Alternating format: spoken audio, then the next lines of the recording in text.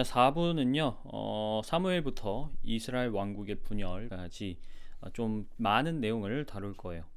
구약의 역사적인 내용으로 보았을 때는 구약 전체의 한 절반 분량에 해당하는데요. 이 시대와 구약 성경의 절반 이상을 이루고 있는 많은 선지서들에서도 우리가 이 역사적인 내용들은 깊은 관련이 있습니다. 그래서 여러분들이 이스라엘의 왕조 역사를 잘 이해하시는 것은 선지서를 읽고 또 공부할 때도 큰 도움이 되실 거예요. 오늘은 그 첫 번째 순서로 마지막 사사라고 평가받는 사무엘, 그리고 새로운 왕정 시대를 연 사울의 대관식까지 살펴보도록 하겠습니다. 오늘 강의 차례는요, 선지자 사무엘, 우리의 왕, 그리고 마지막 사울의 탈선 순서대로 보도록 하겠습니다. 자, 1번 선지자 사무엘입니다. 자, 사사시대 끝 무렵에 이 에프라다 출신인 엘가나라는 사람이 있었습니다. 에프라타는 베들레헴 에프라타라고도 불리며 유다 지방의 베들레헴의 옛 이름이라고 여러분들이 기억하시면 되겠습니다. 성경에 보면 룻의 시댁도 이곳 출신이고요. 다윗의 아버지인 이새도 바로 이곳 출신입니다. 그래서 다윗도 베들레헴 사람이죠. 후에 예수님께서도 베들레헴에서 태어나셨습니다. 우리가 이런 부분들을 고려했을 때 베들레헴 또 에프라타, 이 지명들은 왕의 계보와 상당히 밀접한 관련이 있는 특별한 도시다라는 것을 알 수 있어요. 또 엘가나는 에브라임 산지에 있는 라마다임 소빔이라는 곳에 살고 있었습니다. 이곳이 신약에서는 아리마대라고 불립니다. 여러분들 아리마대 하면 기억나실 건데 예수님의 무덤을 마련했던 그 요셉이 바로 아리마대 출신이라고 신약 성경에 되어 있죠. 바로 구약의 이 라마다임 소빔 출신이었다라고 이해를 하시면 됩니다. 그러니까 예수님의 무덤을 마련한 요셉은 사무엘과 같은 고향 사람이다, 이렇게 볼 수 있죠. 자, 이 엘카나에게는 브닌나 그리고 한나라는 두 아내가 있었습니다. 레아와 라헬처럼 두 사람의 사이가 좋지 않았어요. 왜냐하면 브닌나는 아이를 많이 낳았는데 한나는 불임이었기 때문입니다. 문제는 이 엘카나가 한나를 더 사랑했어요. 그래서 제사를 드릴 때면 브닌나나 그 자식들보다 한나에게 더 좋은 몫을 주었다는 겁니다. 이것이 갈등을 야기했어요. 브닌나는 제사를 드리러 갈 때면 한나를 괴롭혔습니다. 그리고 한나는 이게 계속 반복되면서 굉장히 지쳐 있었어요. 자, 그러던 어느 날 한나는 성막에 와서 울면서 기도를 합니다. 하나님께서 자기에게 아들을 주신다면 자기가 그 아이를 주님께 다시 돌려드리고 머리에 삭도를 대지 않겠다라고 서원을 한 것이죠. 그러니까 소위 나실인의 서원을 한 것입니다. 그런데 당시 제사장은 엘리라는 사람이었어요. 엘리는 성전에 와서 입술만 움직이면서 아무 소리도 내지 않는 한나의 모습을 보고는 그녀가 술에 취해 있다고 착각을 했습니다. 그래서 꾸짖었어요. 하지만 한나는 자기가 슬퍼서 하나님께 토로한 것이라고 말합니다. 엘리도 자기가 오해했다는 것을 알고 나서 하나님께서 한나의 간구를 들어주시기 바란다며 다시 평안히 돌려보내주었죠. 성경의 표현에 따르면 한나는 이 기도 이후로 얼굴에 수심이 없어졌다라고 합니다. 그러니까 아마 이때 기도를 통해서 하나님께서 한나에게 어떤 분명한 확신을 답을 주셨던 것 같아요. 그리고 정말로 얼마 지나지 않아서 한나가 아들을 임신하죠. 한나는 자기의 서원을 지킵니다. 아이가 젖을 뗄 즈음 됐을 때 아이와 함께 성막에 가서 제사를 드리고 이제 하나님께 아이를 드려요. 그래서 사무엘은 어려서부터 엘리의 손에서 자라게 됩니다. 성경의 기록에 따르면 사무엘은 아주 어렸을 때부터 성막에서 에봇을 입고 일을 했다고 그래요. 이제는 익숙하시죠? 에봇. 제사장이 직무를 수행할 때 입는 조끼 같은 겁니다. 사무엘이 성경 곳곳에서 선지자라고 호명이 되고 있습니다. 우리가 이 점을 고려했을 때 하나님이 마음에 맞는 본인이 원하시는 왕을 예비하기 전 선지자이자 제사장의 역할을 수행한 사무엘은 마치 예수님의 앞길을 준비했던 그 요한을 떠오르게 하는 면모가 있어요. 요한도 보면 레위 사람이면서 유다 사람인 예수님과 친척이었죠. 또 요한도 선지자로서 광야에서 말씀을 전파했을 뿐만 아니라 죄를 사하는 침례를 주었다라는 이런 특징을 미루어 봤을 때 사무엘을 떠올리게 하는 모습이 여럿 있습니다. 반면에 사무엘을 위탁해서 키우던 이 엘리는 그의 집안에 문제가 있었습니다. 엘리의 두 아들이 제사에 쓸 제물을 율법의 규정대로 취급하지 않고 사취했기 때문입니다. 하나님은 분노하셨어요. 이 일로 엘리에게 그의 대가, 가문의 대가 끊길 것이라고 말씀하셨고 하나님의 눈은 이제 사무엘에게 향하십니다. 당시 하나님의 말씀을 직접 듣는 일은 거의 없었다고 해요. 그만큼 영적인 암흑 시기와 같았다라고 말할 수 있겠죠. 근데 사무엘은 어려서부터 하나님이 직접 불러서 말씀을 하셨습니다. 성경에서도 분명히 꿈에서 보는 환상 그리고 하나님이 어떤 사람에게 직접 말씀하시는 것은 다르다라고 구분을 하고 있어요. 예를 들어서 민수기에서 미리암과 아론이 모세의 아내가 흑인이다 라는 이유로 비방을 한 적이 있습니다. 이때 하나님께서는 본인이 선지자한테는 환상이나 꿈으로 얘기를 하지만 모세는 내가 직접 대면해서 말했기 때문에 특별한 사람이다 라고 얘기를 하시는 대목이 있어요. 자, 이런 이유로 사무엘은 구약에서 종종 모세와 같은 선지자, 엄청 높은 수준의 칭송이죠. 이 정도 지위에 비견되는 사람이기도 해요. 그러던 어느 날 이 필리스티아와 벌어진 전투에서 엘리의 두 아들이 전사하고 언약궤까지 빼앗기는 사건이 발생합니다. 이 소식에 충격을 받은 엘리도 쓰러졌는데 하필 목이 부러져서 죽었죠. 하나님이 필리스티아에 이 재앙을 내리셔서 언약궤는 반환을 받았는데 무려 20년 동안 이 언약궤가 딴 데 있었어요. 그리고 사무엘은 그 20년 끝에 이 미스바에서 백성들을 모두 불러놓아 회개시키는 업적을 이룹니다. 사무엘은요 평생 베델, 길갈, 미스바 이 세 도시를 순회하면서 재판을 했고요. 그도 나이가 들면서는 자기 아들들에게 자리를 물려주었습니다. 문제는 이 두 아들도 문제였다는 거예요. 엘리의 아들들처럼 뇌물을 받고 재판을 왜곡하는 그러한 잘못을 수시로 저질렀다고 해요. 결국 이 일이 빌미가 되어서 사람들은 사무엘에게 왕을 달라고 요구하기에 이릅니다. 자, 두 번째, 우리의 왕이 되겠습니다. 사람들은 사무엘에게 찾아와서 그의 두 아들들의 행실을 걸고 넘어지며 우리에게 왕을 세워주셔서 왕이 우리를 다스리게 하여 주십시오라고 요구를 하죠. 사실 그 당시 거의 모든 문명은 왕을 중심으로 하는 중앙 집권 체제를 확립한 상태였습니다. 다른 나라의 모습과 비교를 해보면 이스라엘이 시대의 흐름을 잘 못하고 있는 것처럼 보일 수도 있어요.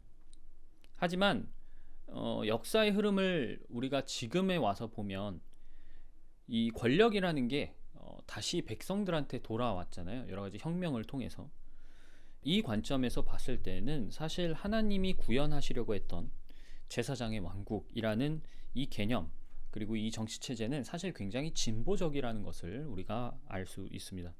하지만 이스라엘 사람들은 하나님을 거부하려고 하는 그 마음 때문에 주변의 다른 나라처럼 왕정을 요구하는 것이죠. 하나님은 이들의 의도를 아셨습니다.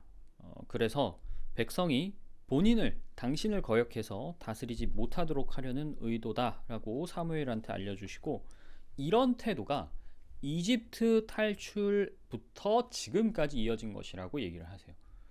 그러니까 이게 어느 한 날 갑자기 일어난 게 아니라 그냥 이스라엘 민족이 갖고 있는 어떤 민족성 중에 하나인 거죠. 반면 그들에게 왕정 제도에 대해서 알려줘라 라고 사무엘에게 지시하시면서 백성들의 요구를 들어주세요. 자, 사무엘이 백성에게 공표한 왕정 제도는 다음과 같습니다.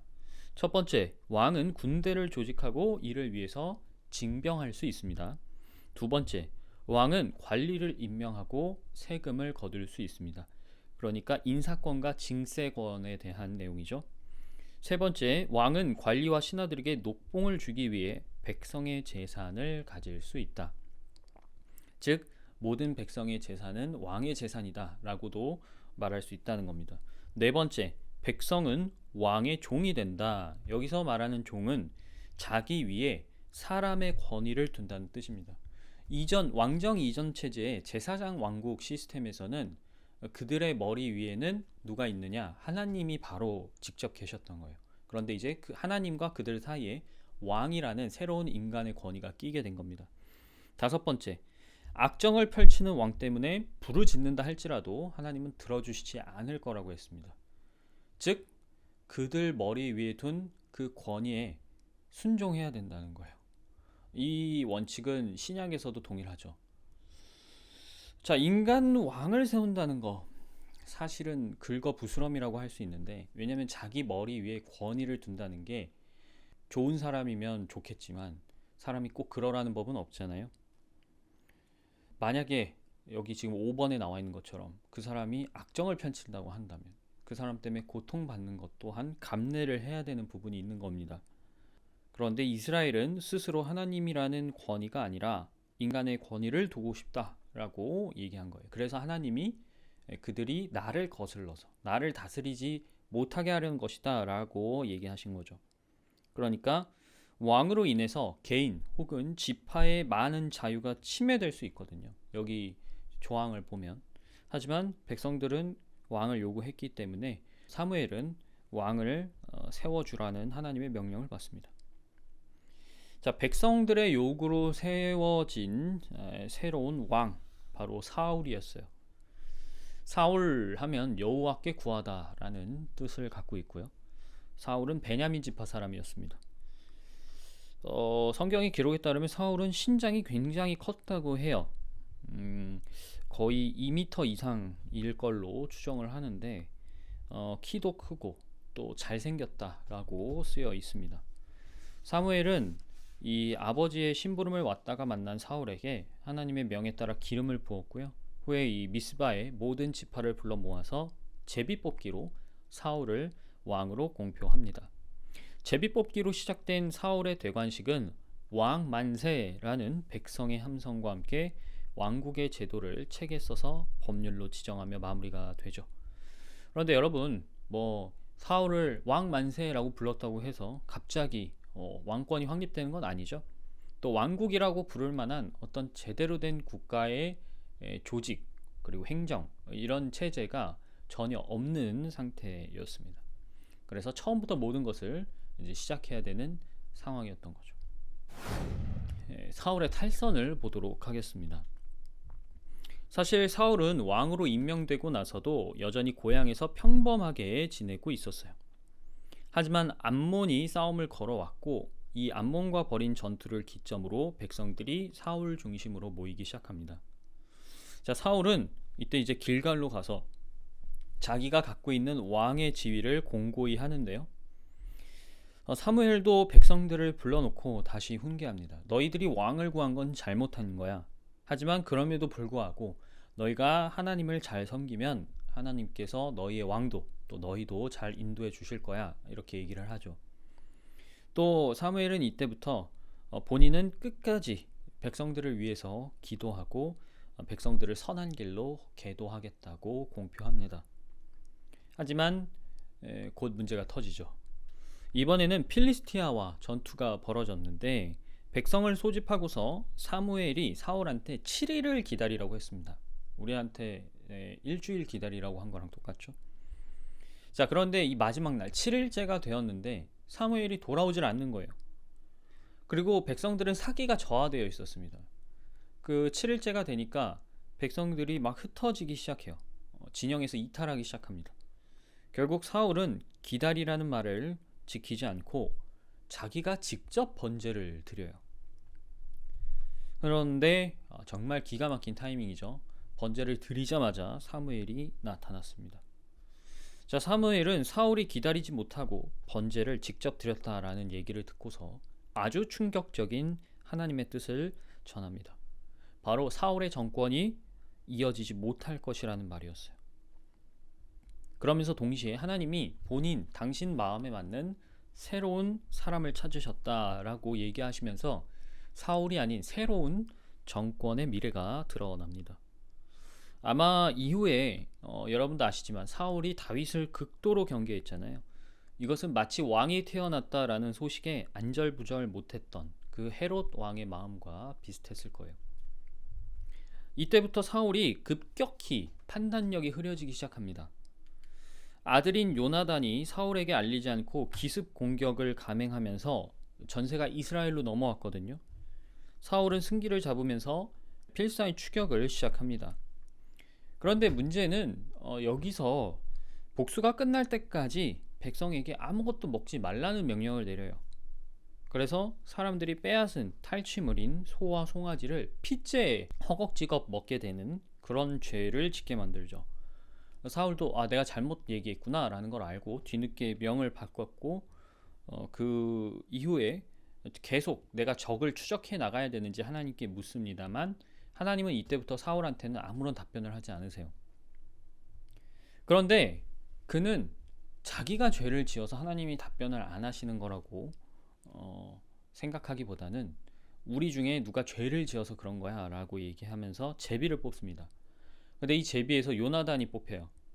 이 요나단한테 너 뭐 잘못했냐? 이슬 짓고 해라 라고 했더니 요나단이 이제 자기가 아버지가 아무것도 먹지 말라는 명을 어기고 몰래 꿀을 먹었다고 얘기를 합니다. 자, 사실은 요나단이 꿀을 먹었다고 하나님께서 대답을 안 하시겠어요? 그게 아니죠. 하나님께서 사무엘을 통해서도 말씀하셨지만 기다리라는 그 명령에 순종하지 않고 자기가 멋대로 제사를 드렸기 때문입니다. 사울은 왕이긴 했지만 하나님께서 그에게 제사장의 직을 허락하신 적이 없습니다. 그가 제사장의 직을 함부로 침범하는 것은 큰 죄예요.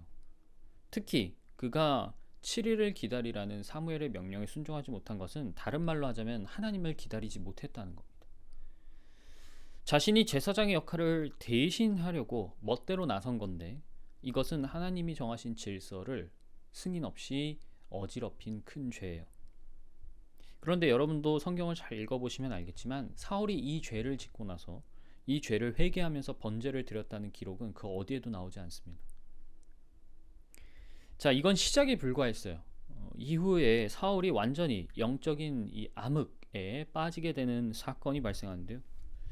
성경의 기록에 따르면 사울은 집권하는 내내 필리스티아와 수없이 전투를 치렀습니다. 근데 그 중에 아말렉을 완전히 멸하라는 명령이 있었어요. 아말렉은 우리가 공부했다시피 이집트를 탈출한 히브리 사람들을 가장 먼저 공격했던 민족이었습니다. 하나님이 그때 당시에도 아말렉을 이 땅에서 흔적조차 지워버릴 거라고 공언을 하셨었죠. 자, 사울에게 이 자신의 약속을 집행하라는 명령을 내리신 겁니다. 따라서 사람만이 아니라 모든 가축도 전부 죽이라고 명령을 하셨어요. 그런데 사울은 아말렉의 아각 왕을 살려두었고요. 양과 소도 좋은 것은 남겨두었어요. 결국 하나님은 사무엘에게 내가 사울을 왕으로 세운 것을 후회한다라는 속마음을 얘기하셨고요.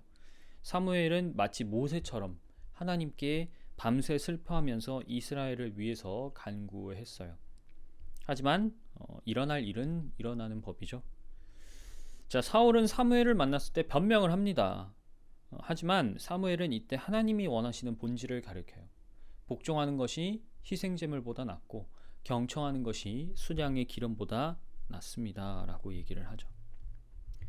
사울의 변명은 내가 하나님께 제물로 드리기 위해서 가축을 살려두었다라는 거였는데 정말로 초라하기 그지없었습니다.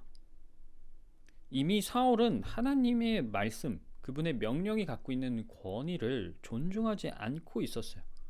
자기 마음대로 하나님의 말씀 위에 올라서서 판단을 하고 있었던 것이죠. 그런데 성경을 잘 읽어보면요, 사울이 아말렉의 모든 것을 멸하라는 사무엘의 대언을 지키지 않은 데에는 백성들의 입김도 작용했던 걸로 보입니다. 사무엘상 15장 9절에 보면 이 아각 왕을 죽이지 않고 좋은 양과 소를 남겨두었다라는 기록에 사울과 백성이라고 동시에 언급이 되어 있습니다. 그리고 사울이 사무엘에게 죄를 지었다고 얘기했을 때 사무엘상 15장 24절에 사울이 내가 백성을 두려워해서 그들이 하자는 대로 했습니다 라는 고백이 있어요.